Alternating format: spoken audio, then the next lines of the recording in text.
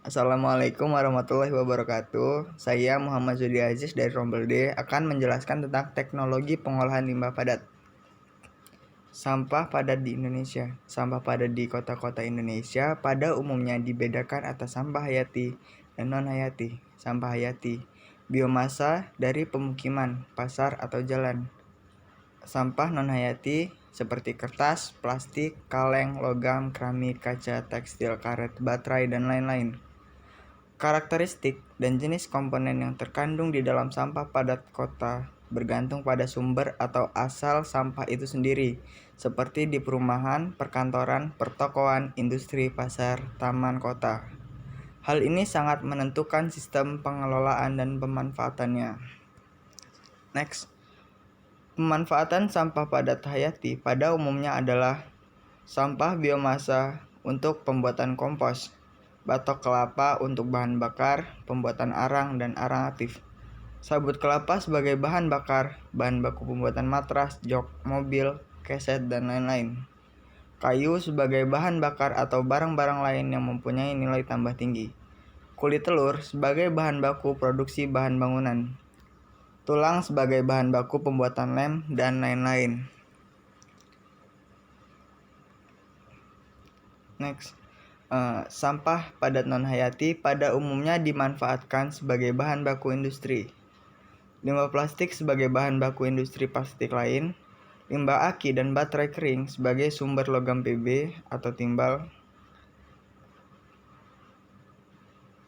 limbah kertas sebagai bahan baku pembuatan pulp,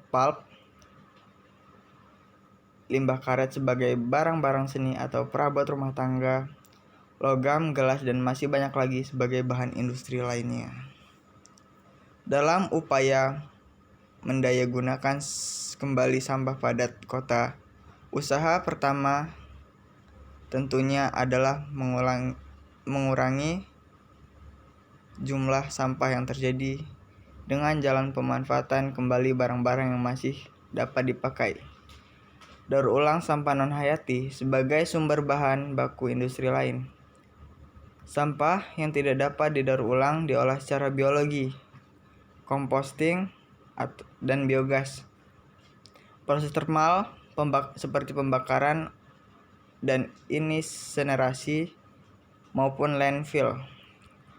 Dua alternatif proses pengolahan sampah menjadi energi adalah proses biologis untuk menghasilkan gas bio, proses termal dan yang menghasilkan panas.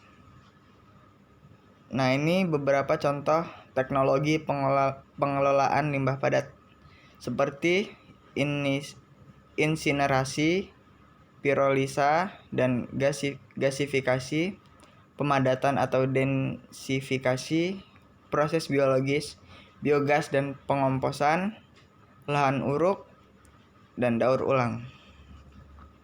Beberapa contoh limbah padat yang dapat didaur ulang itu seperti ada botol dan kemasan plastik. Itu dapat didaur ulang, seperti contohnya menjadi tas dan bunga dari botol bekas atau plastik bekas. Nah, ini beberapa limbah padat yang tidak dapat didaur ulang. Itu seperti limbah organik.